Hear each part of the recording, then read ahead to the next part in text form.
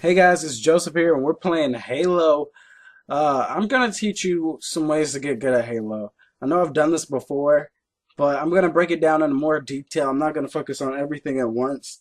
And today I'm just gonna focus solely on map navigation. I might touch on some other stuff here and there, but we're focused on map navigation. First thing you want to notice is that you're on a strictly Covenant map, which means you're gonna be looking for Covenant weapons to help you. So I immediately go for the needle rifle just to get rid of the assault rifle. I want a precision weapon. And by this time, I'm pretty familiar how the whole game works. We both pretty much spawn near each other. We run at each other. And that's basically what you need to know. You have to be ready for that. You have to be ready to get the headshot off quick. That way, you know, you get your kills and you're already pretty good in the game. You have your lead. As you see, we were ready. We got 5 kills right off the bat. They got 1. We're already in a lead. We have good position.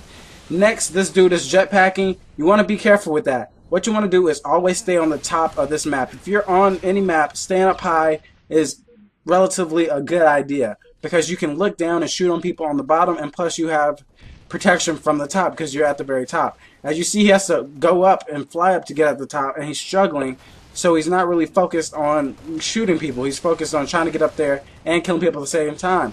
I had a nice nade placement there. This dude is over here assassinating my dudes. I go for the chase, which there's nothing wrong with that. I'm not saying you have to stay on the top 24/7. Just pretty much maintain dominance on the top. Make sure your team has strong position on the top, even if it's just one person. They need to be able to protect the top part of the map. As you see, I'm going back up here.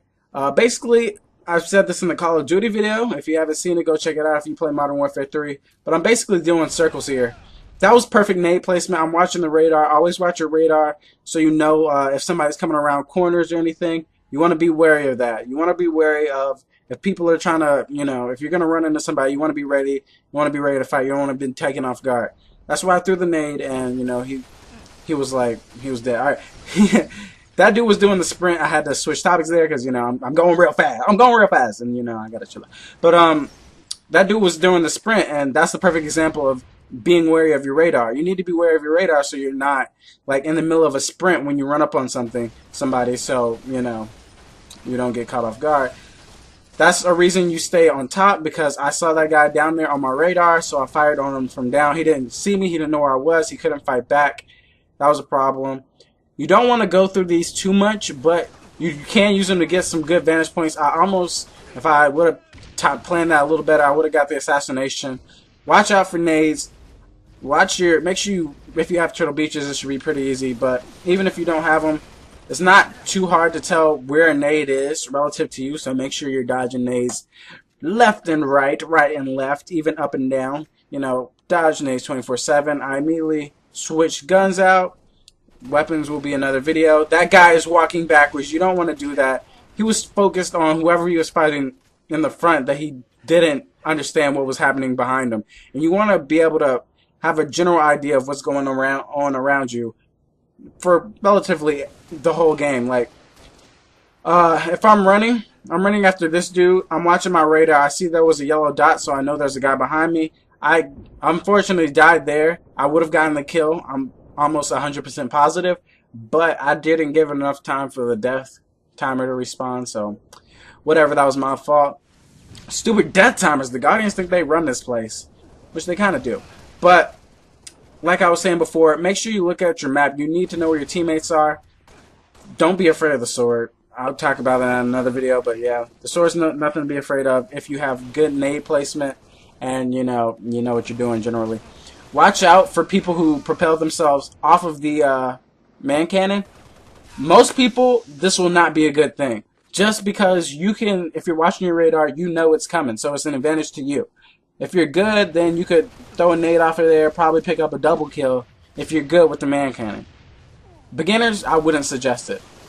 As far as the map goes concerned, for armor lock, in my opinion, armor lock is a useless ability, because if you're playing anybody that's halfway skilled, they're going to kill you as soon as you come out of armor lock. I mean, the only reason, if people know how to use armor lock, then of course it would be helpful, but like I said again, you know, a beginner, armor lock is not for you. Like that guy, nobody was shooting at him anyway, so people kind of left him on. Like, this is what happens when somebody goes in armor lock. Just get a little bit away from them so you don't get hit by the EMP blast. You just resume the fight. They'll probably be low health. Even if they recharge the health, you can get the easy beat down. You'll be good. Make sure flanking is a good technique. If you see your teammate fighting somebody, don't worry about being a kill stealer. Go ahead and help them out. There's a lot more things important to this game than stealing a kill. Like, I steal kills all the time. I said it. I steal kills. But guess what? We also win games. So, do I care? No. Alright, see, the problem with that was there's a dude with camo, so I couldn't really tell what was going on with my radar, so I had to beware of the armor lock guy and the camo guy at the same time. That's the thing. Camo is actually a really good, whatchamacallit, if you use it well, because it jams your radar, and your radar is pretty much everything. If you're playing on Team Slayer, any pretty much game type, your radar is everything. As you see, that guy wasn't expecting us. I don't know why. Whenever you see a dot on your radar and you're walking towards it, face directly at that dot, because you'll be ready to engage. They might not be, but you'll be ready, and you'll be ready to take some heads off. All right, taking heads off is really good. Like, God, what's that one guy? He's a ghost. He doesn't have a head. He rode around headless. The Headless Horseman. I swear. Sleepy Hollow. The Headless Horseman of Sleepy Hollow. I think that's it. If I'm wrong, correct me. But as you see, we completely dominated this game, 44-21, just because we've established dominance at the top level of this map.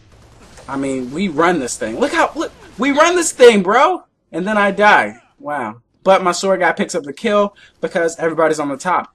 If it was just me, if they controlled the top, I would be flanked. I would be outflanked left and right, because, I mean, you need backup. But if everybody's on the top, then, I mean, flanking is going to become natural. You don't really have to use shoutouts or anything like that. So, I mean, the first step to becoming good is being able to know your map. So, make sure you understand your maps. Like this right here. I tried to pick up the double kill, and I could have if that grenade didn't stick me. But, you know, there was power in numbers, and I lost that one. But make sure you know your map. You need to know your maps well, or well enough to maneuver it. Being able to use the maps will come with time, and when I say that, I mean know where to throw nades off of, which man can't throw nades off of, where to hide, blah blah blah blah blah.